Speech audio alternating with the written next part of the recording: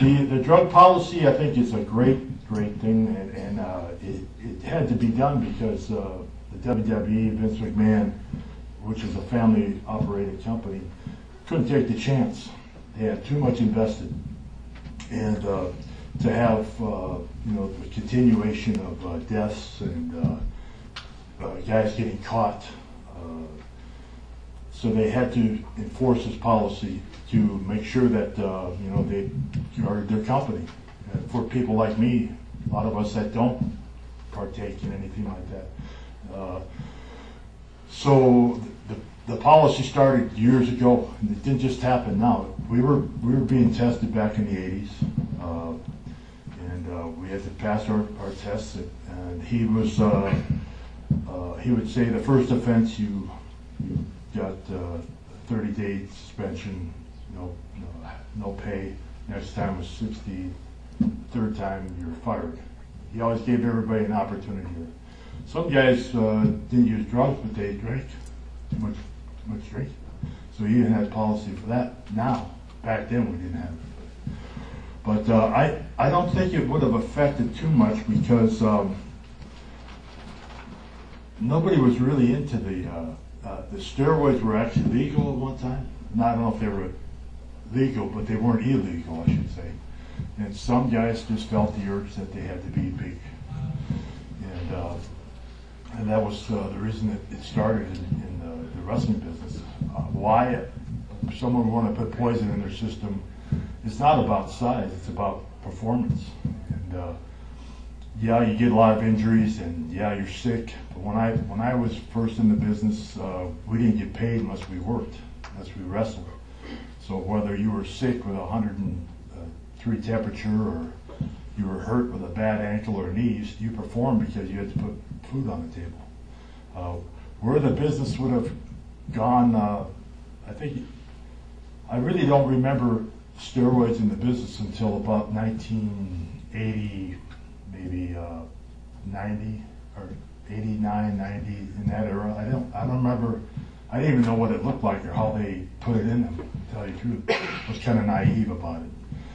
So I'm glad it's been enforced, and I guess it's all in the growing process. Everything still evolves, whether it's with Hulk Hogan or Sgt Slaughter or the Iron Sheik or Bruno Sammartino or the stars of today, the Triple H's and the Shawn Michaels. It's always the marquee is WWE, World Wrestling Entertainment. It's not about one person or a tag team or a wrestler. It's about entertaining, and Vince McMahon has entertained with some of the not the most charismatic performers.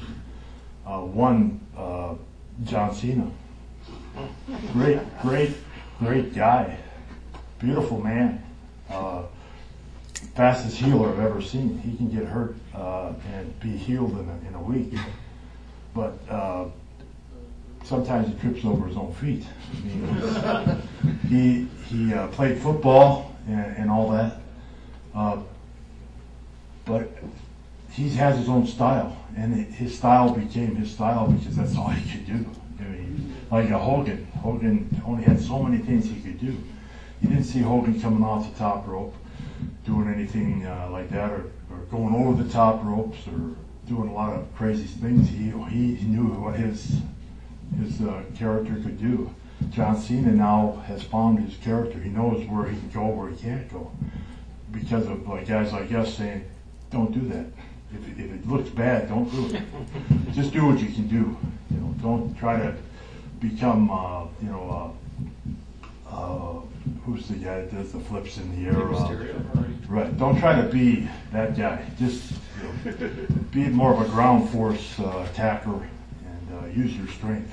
And so now he's learned his character, and he's one of the better performers. But when he first came in, he was. I mean, I just kind of cringed watching his matches. But he was who they picked to be the hero. So I don't know if I answered that question, but I just don't think that the business would have been stopped with or without. I'm glad it's in effect just for the safety and the well-being of the talent that didn't need to do these things, that thought they had to do it or wanted to do it for whatever reason. Thank you. Yep. Thank you very much. Just before we go to the next question, we've been told we only have another 10 minutes. Oh. So I've got to make the next 4 questions really fast, and no one after Cobra Commander. Okay. Cobra Commander pretty much ends this whole discussion. In a big brawl. Yes, sir.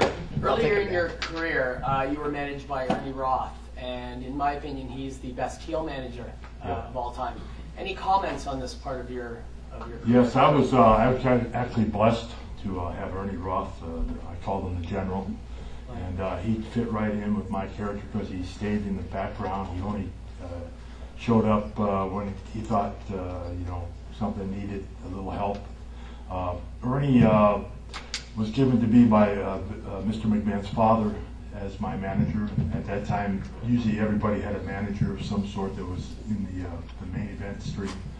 And Ernie was just a great knowledge to me because I would ask him things about what happens in Madison Square Garden at a certain point. And he would tell me what to do, what not to do, and who to look out for. And he was just a very knowledgeable manager. The next one close to him, I thought, would probably be Bobby Heenan. Sure.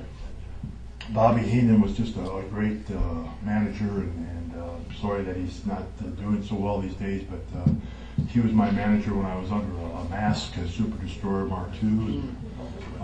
For a while, Lord Alfred Hayes was my first. I have to say he was the third, number 3 on the list. Ernie was a great guy. Enjoyed having Ernie. Thank you. You're welcome. Thank you. How bad is or good is the recognition that you received? Like, I remember when you were the commissioner and you wore a full suit, you were still Sgt Slaughter. Yeah. So, when you go everywhere, can you go anywhere without it being there he is? No, I don't get around too many places without being recognized with his jaw and the face only a mother could love. When I was born, the doctor didn't slap my behind, he hit my mother. Actually hit everybody in the operating room. He was a little bit shocked, I think.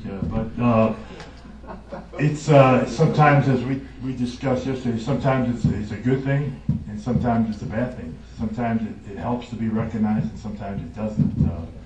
There are times when I'm putting something in my mouth, and somebody's got a pen, almost put it in my mouth at the same time, asking for an autograph. I always say my 4 favorite autographs were when I was in a commode, in a bathroom. Twice at an airport, once at a restaurant, and once at a shopping mall. Papers and a pen slid under the door, asking for an autograph. Once just standing by the urinal, I've been asked to shake hands or sign autographs while I was at a urinal. But my 4 favorite were while I was in a commode. Yeah, but it's just one of those things you have to live with. I don't try to hide the character. I just try to live my life as normal as I can, and it's had its advantages and disadvantages.